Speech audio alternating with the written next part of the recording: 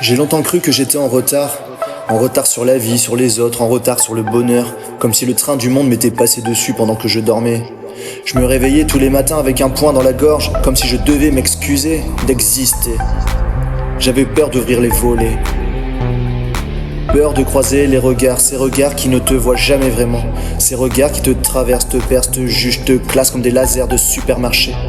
Je me perdais dans les cafés, dans les transports, dans les savas mécaniques, dans les likes, dans les promesses qu'on ne tient qu'à moitié, dans le vide. J'étais là sans être là. Je respirais comme on clique sur suivant, machinalement, sans conviction, en espérant que la page d'après serait meilleure. Et puis les autres, pas les autres, l'enfer c'est les autres, il avait dit. Mais c'est pas vrai, c'est pire.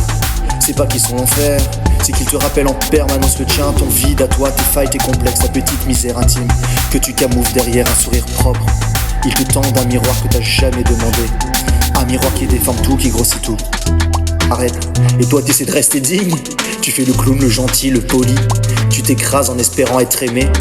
Tu t'étales en espérant qu'on te retienne. Tu hurles en silence, et parfois t'y penses. Pas sérieusement, tu crois, mais quand même, à disparaître, à t'éteindre, doucement. Pas dans un drame, pas dans le sang. Juste ne plus avoir à faire semblant. Plus de réveil à contre-cœur, plus de mails à ouvrir avec la boule au ventre. Plus de sourire quand te jette sans te voir. Plus de cette pièce vide que tu appelles toi. Tu t'imagines au bord d'un toit.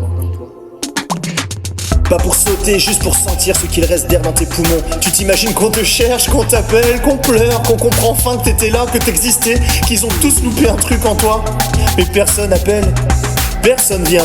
Et t'as honte d'y avoir pensé. Tu refermes ta veste, tu remets ta capuche et tu redescends. Plus vide encore qu'en montant. Un jour j'ai plus rien ressenti.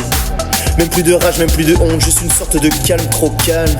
Le genre de silence que t'entends avant une tempête ou après un enterrement. J'ai cru que j'allais mourir, mais j'ai pas eu peur. J'ai eu honte de m'être laissé tomber. Et puis j'ai entendu une phrase. Pas une grande phrase, pas un truc de philo ou de bouquin 20 balles. Juste une phrase d'un inconnu dans la rue qui disait à son gamin: c'est pas grave, tu peux toujours recommencer. Et j'ai pleuré. Putain, j'ai pleuré. Comme un gosse, parce que j'avais oublié ça, qu'on pouvait recommencer, qu'on avait le droit, qu'on n'est pas défini par nos échecs, ni par nos silences, ni par les gens qui n'ont pas su nous aimer, qu'on peut marcher même en boitant, qu'on peut exister même à côté des autres, qu'on peut dire non, qu'on peut dire oui, qu'on peut dire rien, mais le dire vraiment. Depuis ce jour-là, j'ai rien résolu, mais j'ai changé de regard. Je ne veux plus être parfait, je veux être vrai, je veux être là, même fragile. Je veux être vivant, même en bordel. Je veux pleurer pour de vrai, rire pour de vrai. Et tant pis si ça déborde. Je veux plus plaire, je veux me plaire. Pas toujours, pas chaque jour, mais parfois, et c'est déjà énorme.